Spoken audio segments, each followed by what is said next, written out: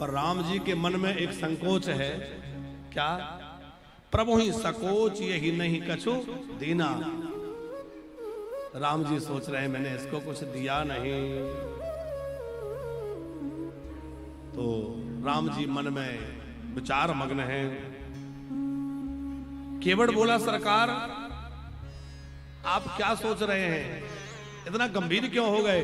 राम जी बोले, बस मुझे ये लग रहा है कि मैं तुम्हें कोई उतराई, अच्छा उतराई देने की राम जी ने सोचा तो जानकी जी समझ गई कि राम जी क्या चाहते हैं। देखो पत्नी को कैसा, पति की भावनाओं का ध्यान रखना चाहिए।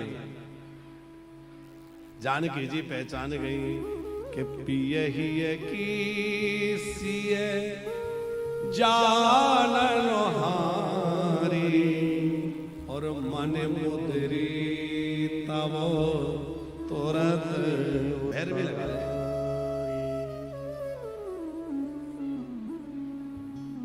जानकी जी जान गई कि राम जी क्या चाहते हैं, तुरंत अपनी मुद्रिका निकाल के राम जी को देने लगी।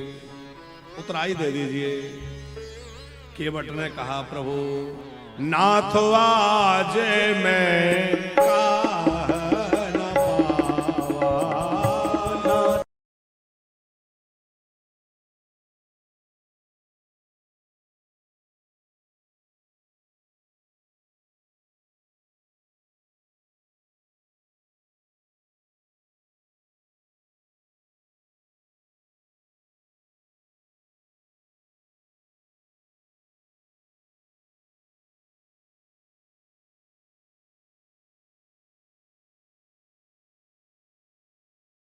दिया ही नहीं और तुम्हें मिल भी गया।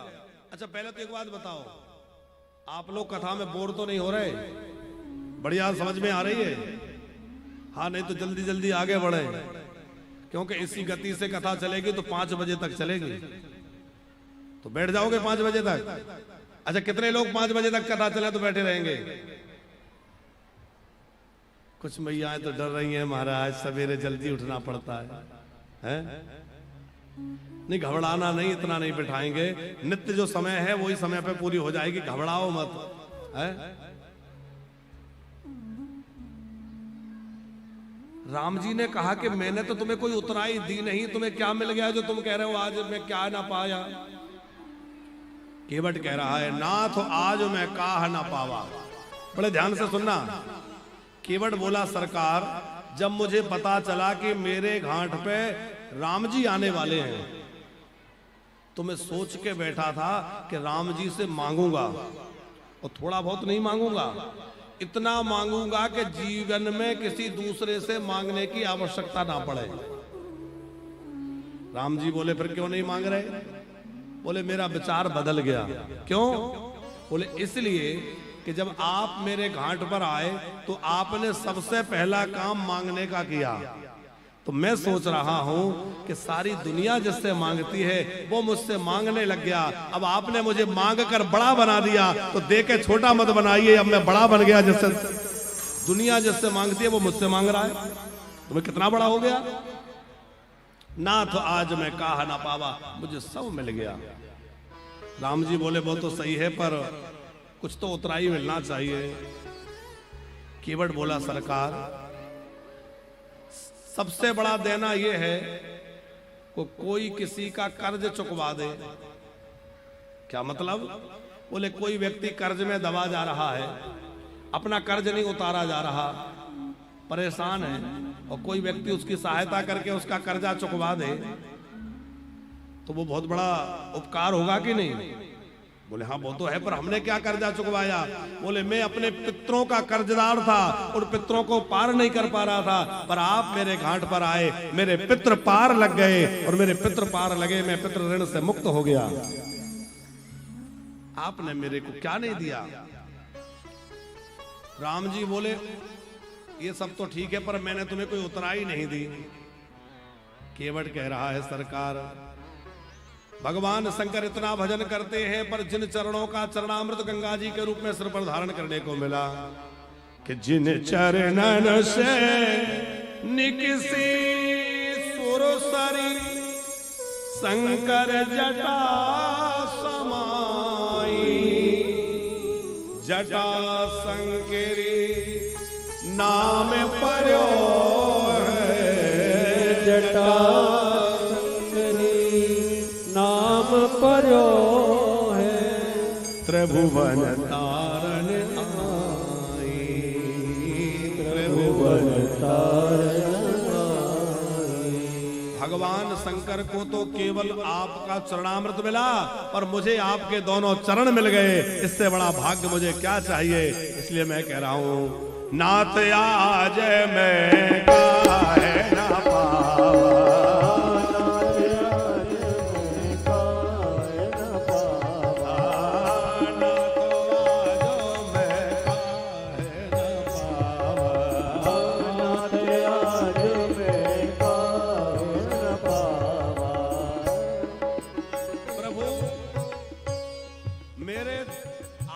चरण धोए तो मेरे दोष मिट गए, मिटे दोष। मेरी अटपटी बातों को सुनकर आप जोर से हंस पड़े तो मेरे दुख मिट गए, मिटे दोष दुख। आप मेरे दरबार पे भिक्षुक बन के मुझसे मांगने लगे, मेरी दरिद्रता मिट गई। तो मिटे दोष दुख दारिद्र और दावा, मेरा सब कुछ समाप्त हो गया। प्रभु आपकी कृपा से मुझे क्या नहीं मिल गया। नाथ आज मैं काहे ना पावा, नाथ आज मैं काहे ना पावा, नाथ आज मैं काहे ना पावा, नाथ आज मैं काहे ना पावा, मिटे दोष दुख दारिद्र दावा, मिटे दोष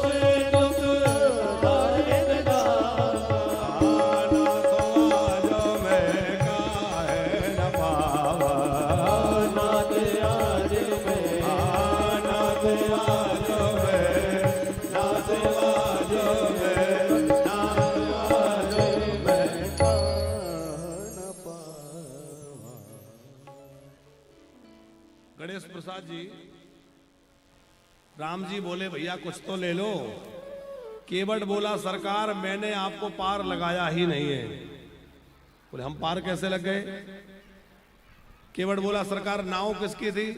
बोले तुम्हारी। बैठा कौन? राम जी बोले हम।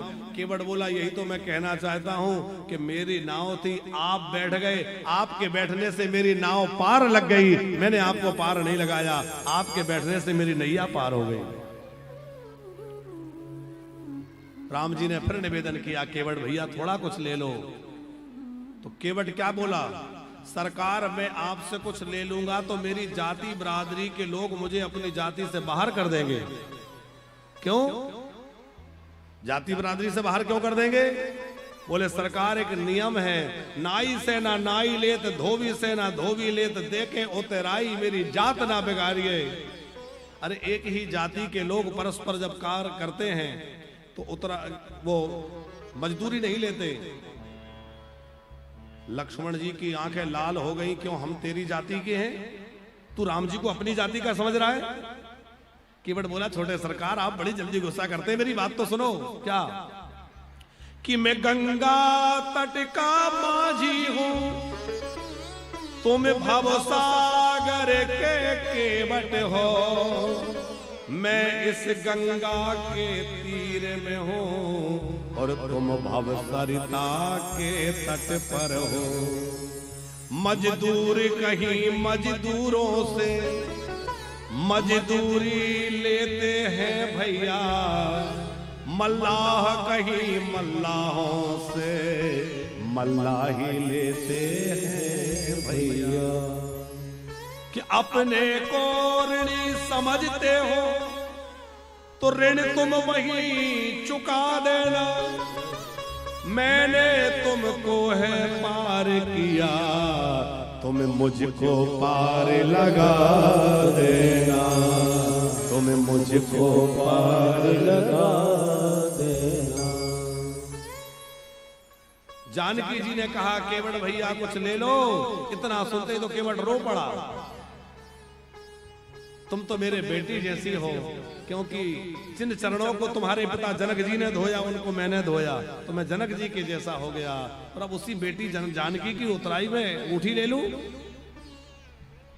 लक्ष्मण जी ने कहा कुछ ले लो, और लक्ष्मण जी ने कहा तो क्या बोला केवट, छोटे सरकार ये केवट का वचन है, तुम्हारा बाण नहीं है जो एक बार निकलने के बाद फिर रखा जाता है। केवट का वचन है जो कह दिया सो कह दिया, नहीं लूंगा। लक्ष्मण जी बोले ये बाण, ये वचन कौन सा बाण से कम है? अब तो बहुत बार प्रभु ने कहा लेकिन केवट ने कुछ नहीं लिया। तब केवट बोला सरकार एक बात है, फिर ती बार मोहि जो देवा, सो प्रसादों में सिर धारे लेवा। फिर ती बार मोहि जो देवा, सो प्रसादों में सिर धर लेवा। आप वापसी लौटते समय जो देंगे मैं रख लूंगा, अभी नहीं लूंगा। लक्ष्मण जी बोले इसका मतलब लौटते समय भी इसी के पास आना पड़ेगा। बोले सरकार एक बार और कृपा करना। फिर ती बार मोहि जो देवा, सो प्रसादों में सिर धर लेवा। फिर ती बार मोहि जो देवा, सो प्रसादों में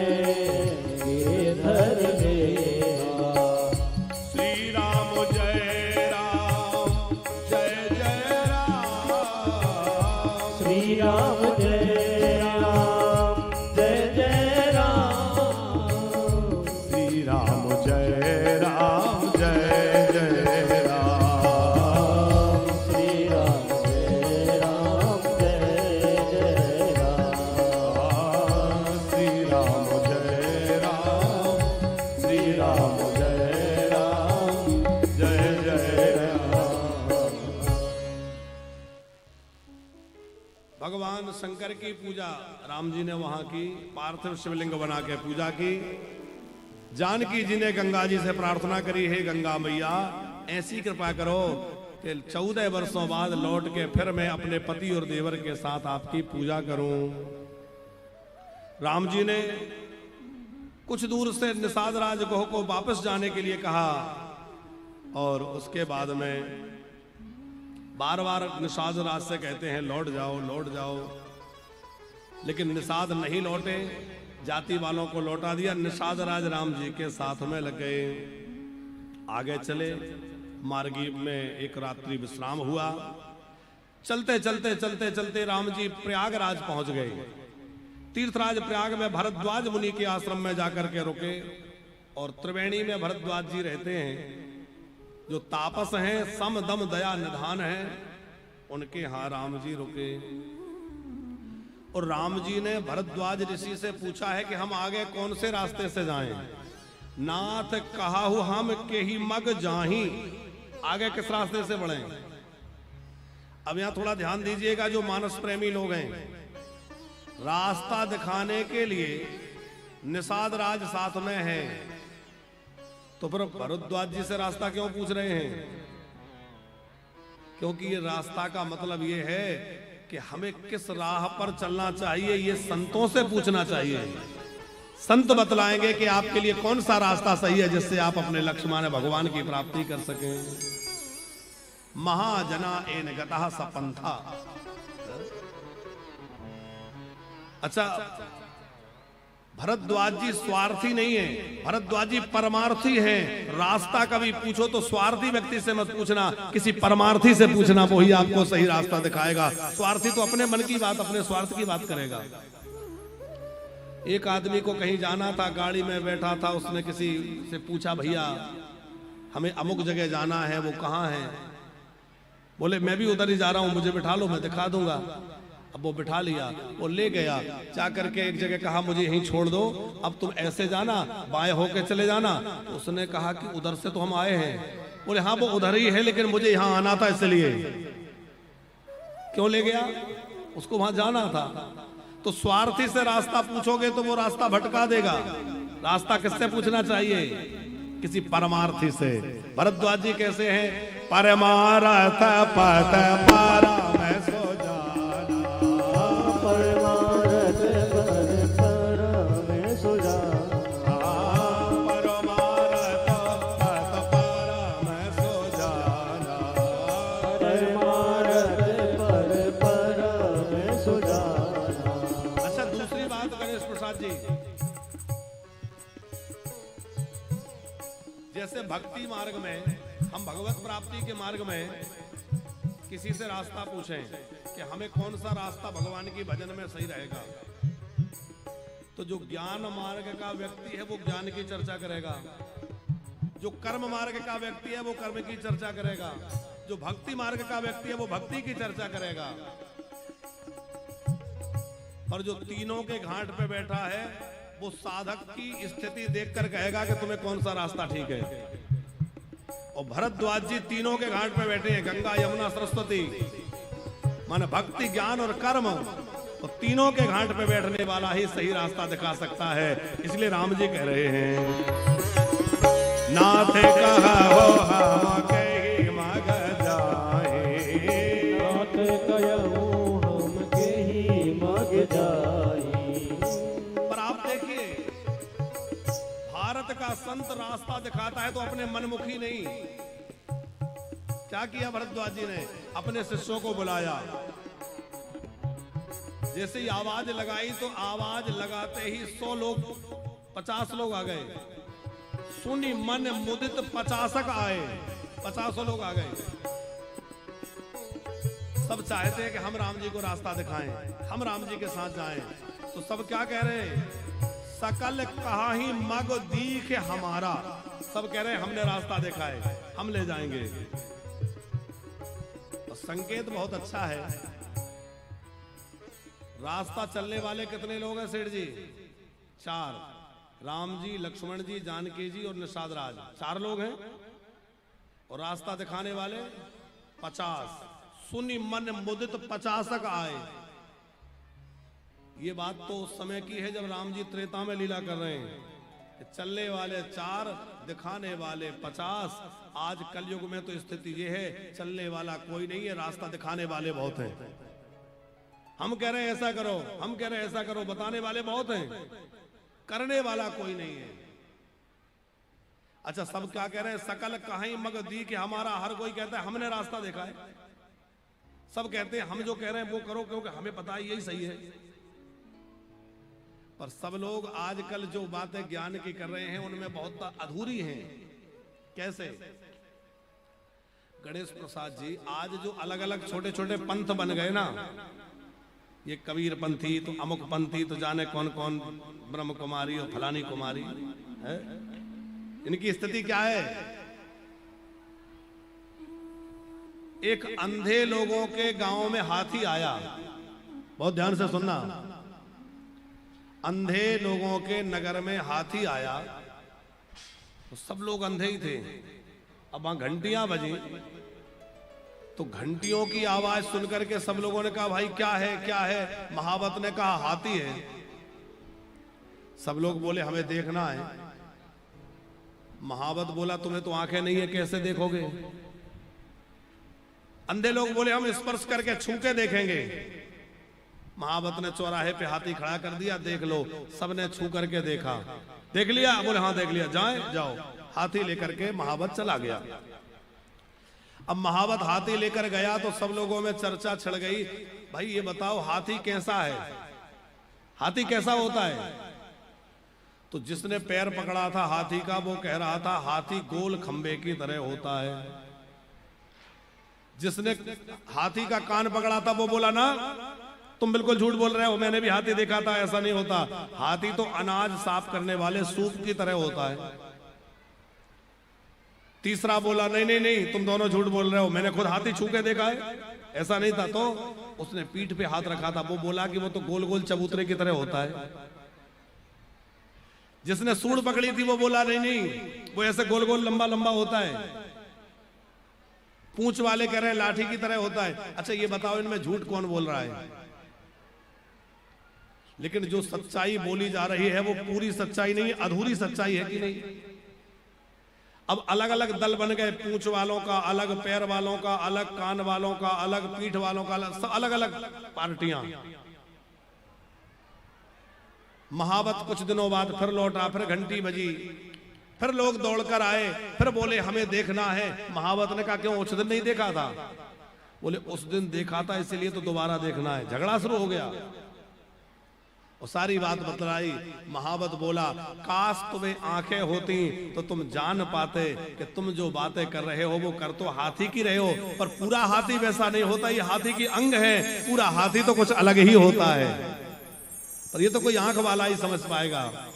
उसी प्रकार भैया जिनको अधूरा ज्ञान है वो कहता है परमात्मा ऐसा है, भगवान ऐसा है, कोई कहता है ऐसा है, लेकिन ना वो ऐसा है, ना वैसा है, ना वैसा है, वो तो कुछ और ही है, उनको तो कोई और ही जान पाता है। कौन? बोले जिसके आंख है। आंख किसको है? बोले जिस पर सदगुरु की कृपा है। गुरु ही कृपा करके भगवान को दिखाते हैं। अच्छा, एक और विशेष बात आपसे कहें, आज हनुमान जयंती है। हनुमान जी भी गुरु रूप में हैं। जय जय जय हनुमान गोसाई।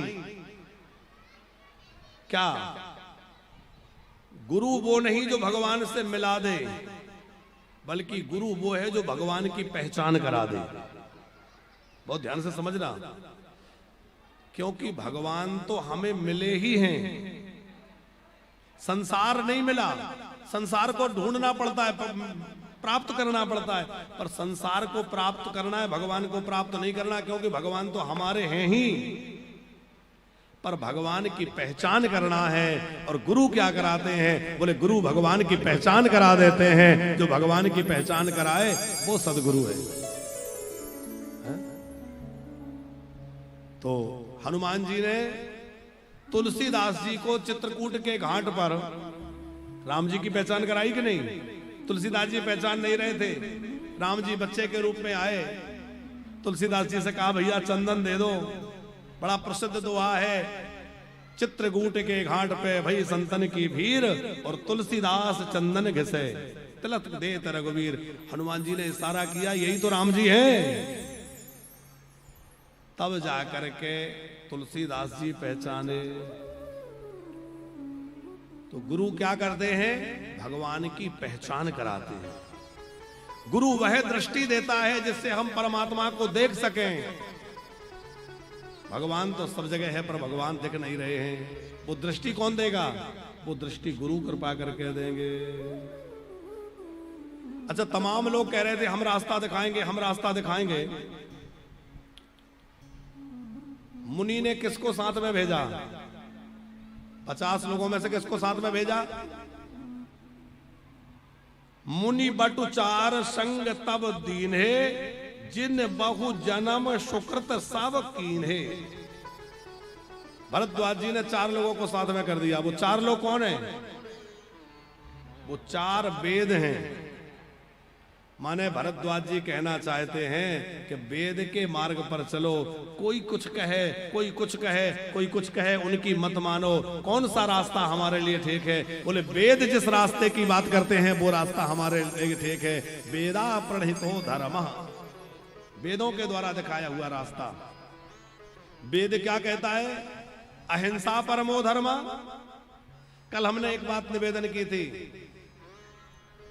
कि यदि आप लोगों ने उल्टी सीधी खानी पीने की चीजें बंद कर दी तो हमारा बबनान में आके कथा कहना सफल हो जाएगा। कहा था राजा परीक्षित ने कलयुग को रहने के लिए 4 स्थान दिए हैं। कौन कौन से स्थान दिए?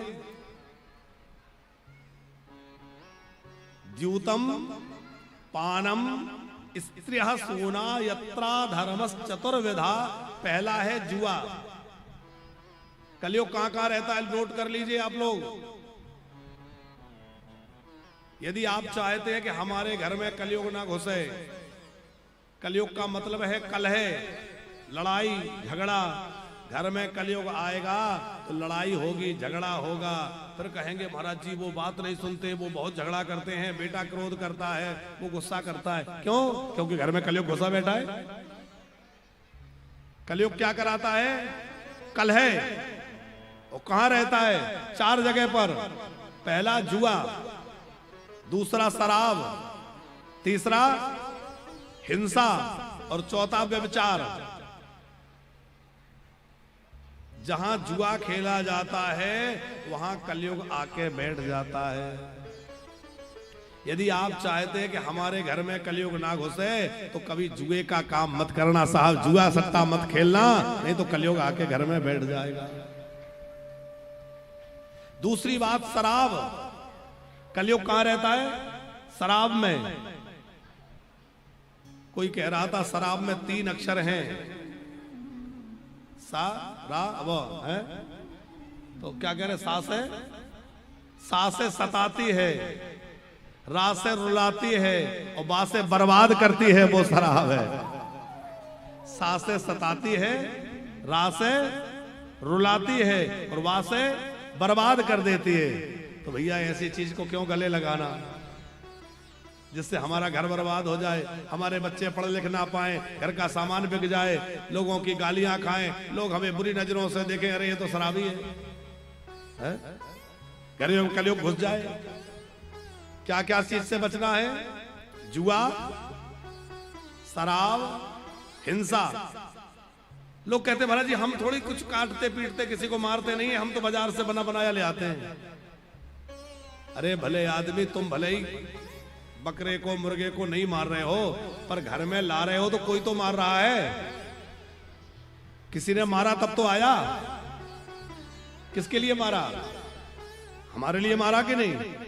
पाप किसको लगेगा? जो उसका उपभोग कर रहा है उसी को दोष लगेगा कि नहीं? भयंकर अपराध लगता है। घर में कलयुग घुस जाएगा। जुआ, शराब, हिंसा और 5वां है व्यभिचार, माने पर स्त्री अथवा पर पुरुष का सेवन। स्त्रियां सदचरित्र बने, अपने पति के अतिरिक्त किसी की ओर कुदृष्टि ना हो, और पुरुष एक नारी व्रत धर्म लेकर के और सदाचारी बने, समाज में सदाचार की प्रतिष्ठा हो, तभी एक अच्छे समाज का निर्माण हो सकता है।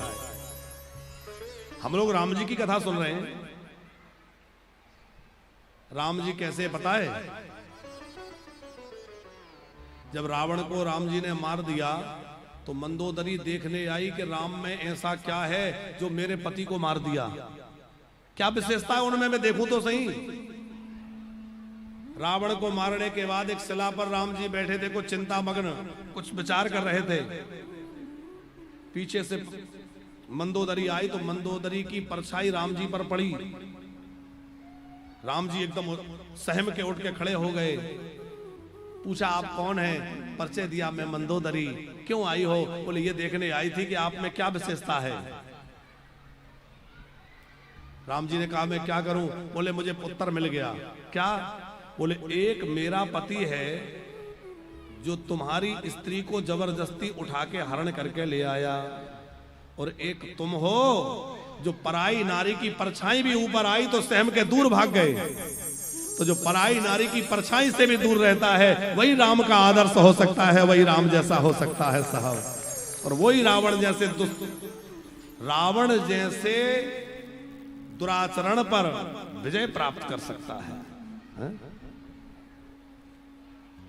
हमारे समाज में एक अच्छे समाज का निर्माण हो, हम सदचरित्र हों, हमारे बेटा बेटी जो है वो सदाचारी हों। रावण से किसी ने कहा कि तुम भेष बदलने में बड़े निपुण हो, तो कई भेष बना सकते हो, तो क्यों ना जानकी के पास राम का रूप बना के चले जाओ, राम बन के चले जाओ। तुम्हें लगता है जानकी मुझे देखती नहीं है, मुझसे बात नहीं करती, अरे राम का रूप बना के चले जाओ, वो देखेगी।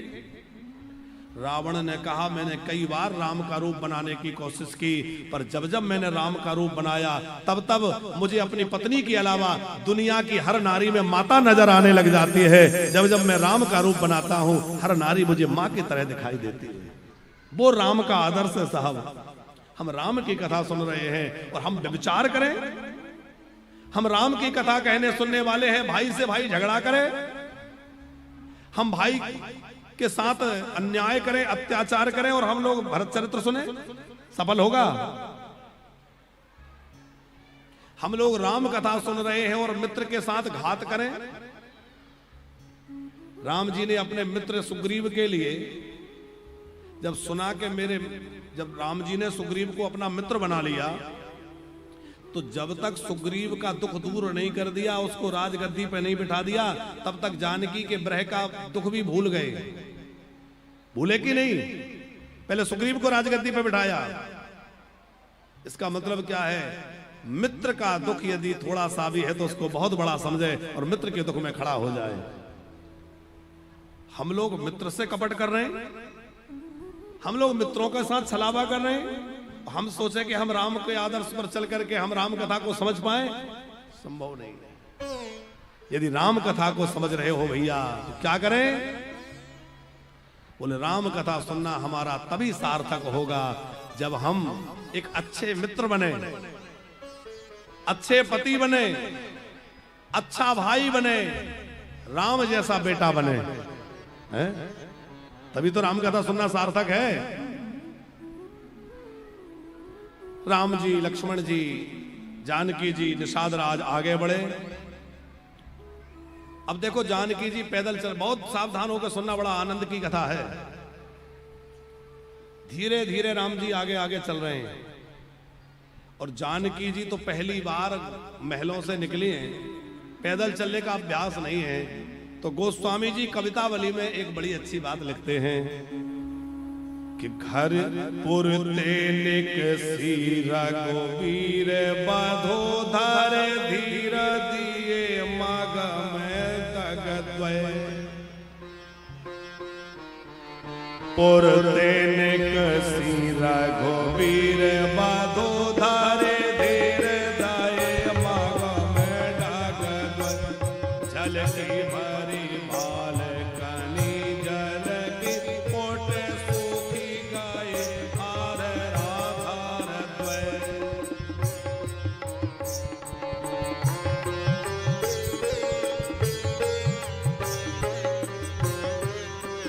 फिर बुझाता है चलनो आवो कहते के परन कोटि करे हो कहते है वे ये लकी आतोरता आखियां आती चारों चली जल चतिय की लगे आतोरता पिय की आखियां आती चारों चले जल चले।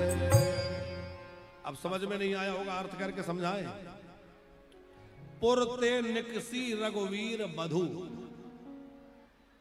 राम जी की वह वल्लभा जानकी जी जब नगर से निकली तो थोड़े दूर चली और थक गईं, पैर में छाले आ गए, ओंठ सूखने लगे और थकी हुई नजर आ रही हैं। और राम जी से पूछ रही हैं, क्यों जी कितना और चलना है? परनकुटी कहां बनाओगे? राम जी बोले, कितना और चलना है? अरे 14 वर्ष चलना ही चलना है, इसीलिए तो मैंने मना किया था।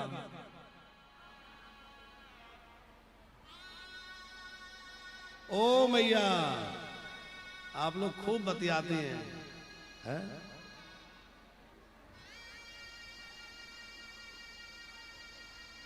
राम जी को भी थोड़ी चिंता हुई कि देखो जानकी थक गई है। कमंडल में देखा तो जल नहीं था। लक्ष्मण की ओर इशारा किया, लक्ष्मण जल। लक्ष्मण एक सरोवर में गए, जल भरा, लेकर आए, लेकिन अभी लक्ष्मण लौटकर नहीं आए, बहुत पीछे छूट गए। राम जी, जानकी जी धीरे धीरे धीरे धीरे आगे बढ़ रहे हैं। जानकी जी लौट लौट के देख रही हैं, लक्ष्मण दिखाई नहीं दे रहे। लक्ष्मण बहुत पीछे छूट गए तो राम जी से कह रही हैं, प्रभु थोड़ा रुक जाइए। लक्ष्मण बहुत पीछे रह गए, थोड़ा ठहर जाइए। राम जी बोले कि कोई बच्चा थोड़ा ही है, आ जाएगा। जानकी बोली, नहीं नहीं सरकार, नाथ लखन है, लड़का छोटा बच्चा है, कहीं रास्ता भटक जाएगा।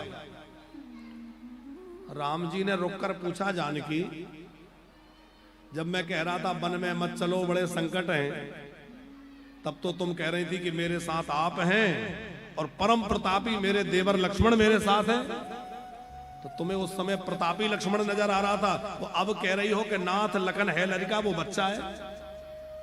जानकी जी बोली देखो बात यह है कि पहले मैं लक्ष्मण को अपना देवर समझती थी, लेकिन अब मैं जान गई वो मेरा देवर नहीं है, तो अब मैं उसको अपना पुत्र मानती हूं। और बच्चा चाहे जितना बड़ा हो जाए, मां के लिए तो छोटा बच्चा ही रहता है। जब से सुमित्रा जी ने कह दिया तात तुम्हारी मां तो वह देगी, तब से मुझे उसमें वात्सल्य बेटे नजर आने लगा। राम जी रुक गए, लक्ष्मण जी जल भर के ले आए, और सूत्र बड़ा प्यारा है गणेश प्रसाद जी। राम जी ब्रह्म हैं, लक्ष्मण जी जीव हैं। ब्रह्म कहीं आगे निकल गया और जीव कहीं अटक गया, तो ब्रह्म को भी रोक कर रखे जीव के लिए वह शक्ति योग माया शक्ति जानकी है, जो जीव और ब्रह्म का मिलन कराने वाली है। इसलिए गोस्वामी जी कहते हैं, श्री गोस्वामी जी बड़ी प्यारी उपमा दे रहे हैं। क्या कह रहे हैं कि जानकी जी कैसी लग रही हैं, जैसे ब्रह्म और जीव के बीच में माया चल रही हो। ब्रह्म जीव बीच माया जैसे, ब्रह्म जीव बीच माया जैसे, ओ भाई बीच सिय सोहाई कैसे, उभय बीच सिय सोहाई कैसे, ब्रह्म जीव बीच माया जैसे, ब्रह्म जीव ब्रह्म जीव बीच माया जैसे ब्रह्म और जीव के बीच में माया हो, ऐसे राम जी और लक्ष्मण के बीच में जानकी जी। माया माने योग माया, दोनों को जोड़ने वाली शक्ति। और जिस गांव के पास से निकल जाते हैं, वो नर नारी दौड़ दौड़ के दर्शन करते हैं। जिस वृक्ष के नीचे राम जी बैठ जाते हैं, उसकी सराहना कल्प वृक्ष करता है। बड़ा सुंदर दृश्य है। आगे वाल्मीकि ऋषि के आश्रम पर पहुंचे, उनसे पूछा कि हम कहां रहें। देखो, भरद्वाज जी से पूछा किस रास्ते से जाएं, वाल्मीकि जी से पूछा कहां रहें, और अगस्त्य जी से पूछा कि राक्षसों को कैसे मारें। वाल्मीकि ऋषि ने कहा कि भगवान आप कहां नहीं रहते, ऐसी कोई जगह है जहां आप ना हो। ऐसी कोई जगह हो तो बता दो, मैं कह दूं कि वहां रहने लगो। आप तो सब जगह रहते हो। फिर भी वाल्मीकि ऋषि ने कुछ स्थान बतलाए हैं, और फिर कहा कि आप चित्रकूट चले जाइए। तो राम जी वाल्मीकि ऋषि की बात मान करके चित्रकूट गए। और गोस्वामी जी कहते हैं, चित्रकूट रघुनंदन छाए, चित्रकूट रघुनंदन छाए, समाचार सुन सुन मुनि आए, समाचार सुन सुन मुनि आए, चित्रकूट रघुनंदन छाए, चित्रकूट रघुनंदन छाए, आवत देखे मुदिता मुनिवृंदा, आवत देखे मुदित मुनिवृंदा, कीन दंडवत रघुकुल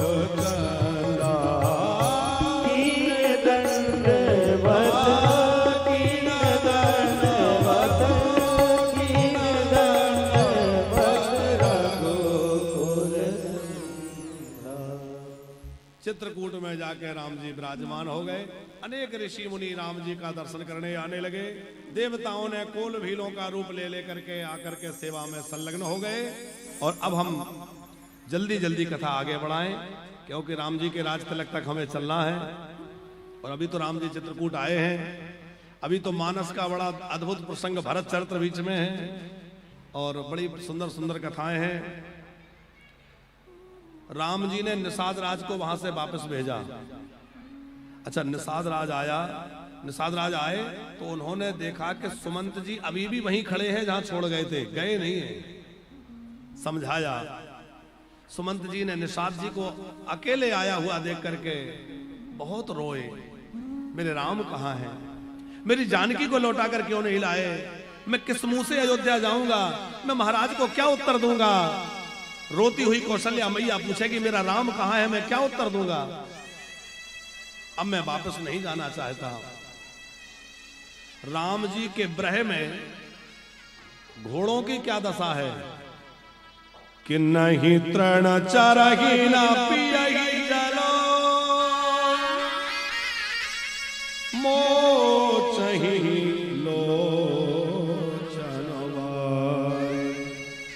व्याकुल भय निषाद सब रघुबर बाजी। वहां रथ के घोड़ों ने घास खाना छोड़ दिया, पानी पीना छोड़ दिया, निरंतर आंखों से अश्रु बह रहे हैं। और राम राम सिय लाखाना पुकारी, राम राम सिय लखन पुकारी, पर उधरनी तल व्याकुल भारी, पर उधरनी पर व्याकुल भारी। सुमंत जी हा राम हा जानकी कह के भूमि पर पड़े हैं। निषाद राज ने समझाया,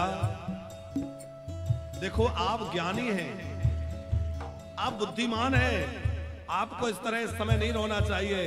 आप विचार करिए, अयोध्या पर संकट आया है, आपको इस संकट की घड़ी में धैर्य धारण करना है। महाराज तुम पंडित परमारथ ज्ञाता, तुम पंडित परमारथ ज्ञाता, धराहो धीर लखी विमुख विधाता, धरो धीरे गति विधाता। अब निषाद राज जो है सुमंत जी को, मंत्री को समझा रहे हैं कि तुम बुद्धिमान हो, इस तरह मत रोइए, हमारे विधाता विपरीत हो चुके हैं, इसलिए समय जान करके समय अनुसार कार्य करिए, आप अयोध्या लौटिए। जबरदस्ती सुमंत जी को रथ में बिठाया, अपने सेवकों के द्वारा कहा कि रथ छोड़कर आओ अयोध्या, और कुछ भील उस रथ को लेकर के अयोध्या की ओर चले। सुमंत जी सोच रहे थे कि क्यों ये प्राण चले नहीं जाते, बिना राम के अयोध्या में जाकर क्या करूंगा, इससे अच्छा था कि ये प्राण निकल जाते। रहा ही ना अंतु अवध अधम शरीर, आखिर में एक न एक दिन तो शरीर नष्ट होना है, पर राम जी के ब्रह में शरीर चला जाता तो मेरा नाम अमर हो जाता। दिन में किसी पेड़ के नीचे किसी तरह दिन निकाला, क्योंकि दिन में जाऊंगा हर कोई रथ के पीछे भागेगा, क्या उत्तर दूंगा। रात्रि के अंधेरे में सुमंत अयोध्या में घुसे और राजा के पास गए। राजा दशरथ भूमि पर पड़े हैं, हा राम राम वैदेही जानकी लक्ष्मण कहां हो पुकार रहे हैं। उधर सुमंत जी ने आकर सारा वृतांत सुनाया और कहा, महाराज आज आपका ये मंत्री आपकी आज्ञा पालन नहीं कर पाया, न मैं राम को लौटा सका, न जानकी को लौटा सका, न लक्ष्मण लौटे। इतना सुनते ही पछाड़ खाकर महाराज दशरथ गिर गए। महाराज दशरथ कह रहे हैं, कौशल्या मुझे श्रवण के माता पिता दिखाई दे रहे हैं, उन्होंने मुझे श्राप दिया था कि जैसे हम अपने पुत्र के वियोग में रो रहे हैं, एक दिन तुझे भी तड़पना पड़ेगा, तू भी अपने पुत्र के वियोग में प्राण त्यागेगा। श्रवण के बूढ़े माता पिता मुझे दिख रहे हैं। कौशल्या, मुझे लगता है अब मेरे प्राण नहीं बचेंगे। कौशल्या, तू भरत का ध्यान रखना, क्योंकि राम मणि है और भरत दीपक है। राम जो है वो रघुकुल मणि है और भरत जो है वो कुल दीपक है। मणि जो है वो हवा के झोंकों से, आंधी से बुझ नहीं सकती, लेकिन दीपक जो है वो थोड़े से झोंके से बुझ जाता है। महारानी, राम तो उस आंधियों को झेल गया जो अयोध्या में आई, लेकिन मेरा भरत वो बड़ा सरल है, वो बड़ा सीधा है। अयोध्या में आने वाली इस आंधी में कहीं मेरा भरत रूपी दीपक बुझ ना जाए। महारानी, मेरे भरत का ध्यान रखना, लगता है अब मेरे प्राण नहीं बचेंगे। कहां है राम? राम राम कहते कहते बार बार गिर जाते हैं भूमि पर, उठकर द्वार की ओर भागते हैं। राम! कौशल्या, मेरे प्राण चले जाएं तो इस पापिन कैकेयी को मुझे स्पर्श मत करने देना। इस पापिन की वजह से आज मेरा राम मुझसे दूर चला गया। कौशल्या, अब तो अयोध्या का ध्यान रखना, क्योंकि अब मैं और राम का विरह सहन नहीं कर सकता। ऐसा कहते हुए महाराज दशरथ विलाप कर रहे हैं। हा रघुनंदन प्राण प्रीते, रघुनंदन प्राण प्रीते, तुम बिन जियत बहुत दिन बीते, तुम बिन जियत बहुत दिन। हे राम, तुम्हारे बिना बहुत समय बीत गया, अब तुम्हारे विरह में तुम्हारा पिता नहीं रह सकता। हा जानकी, हे लक्ष्मण कहां हो, कहां हो? पुकारते पुकारते दशरथ जी पछाड़ खा खा के गिर रहे हैं कि राम राम कही, राम कही, राम राम कही, राम तन पर हर रघुवर बिरह, राम गयो सुरधाम, राम गयो सुरधाम। 6 बार राम राम राम निकला है कि राम राम कही, राम कही, राम राम कही, राम। 6 बार क्यों निकला? सुमंत जी, कौशल्या और सुमित्रा, ये 3 लोग सामने हैं। है तो कैकेयी भी, पर उसकी ओर देख नहीं रहे हैं। मानो इन तीनों से राम राम कहा हो, अब आपसे आखिरी राम राम है, ये दशरथ जा रहा है। अथवा राम को गए हुए 6 रात्रियां व्यतीत हो चुकी हैं, इसलिए 6 बार राम राम कहा है। अथवा 6 शास्त्रों का सार जो राम नाम है, उसका आश्रय लेकर के और श्री दशरथ जी ने महाप्रयाण किया है। सारे नगर में शोक की लहर छा गई। सब लोग हाय हाय पुकारने लगे, हे विधाता, ये अयोध्या को किसकी नजर लग गई है? ये क्या हो रहा है? वशिष्ठ जी को पता चला, दौड़कर गुरुदेव आए और महाराज दशरथ के पार्थिव देह को तेल की नौका में, जिसमें कुछ औषधियां डाल दी, उसमें रखवाया। दूतों को भरत शत्रुघ्न को लेने भेजा और कहा जाकर कुछ कहना मत, बस इतना कहना गुरुजी ने बुलाया है, तुरंत चलो। दूत भरत शत्रुघ्न के पास पहुंचे। भरत जी को आए दिन कुछ ऐसे दुस्वप्न हो रहे थे। बार बार वो रुद्राभिषेक कर रहे थे, शिव जी का अर्चन, ब्राह्मणों का भोजन करा रहे थे। क्योंकि कभी भी आपको कोई ऐसे स्वप्न आए, आपको लगता है कि ये स्वप्न अच्छा नहीं है, तो बुरे स्वप्नों के नाश के लिए भगवान शंकर का अभिषेक करना चाहिए, ब्राह्मण जमाना चाहिए, विप्रोचिवाय दे बहुदाना शिव अभिषेक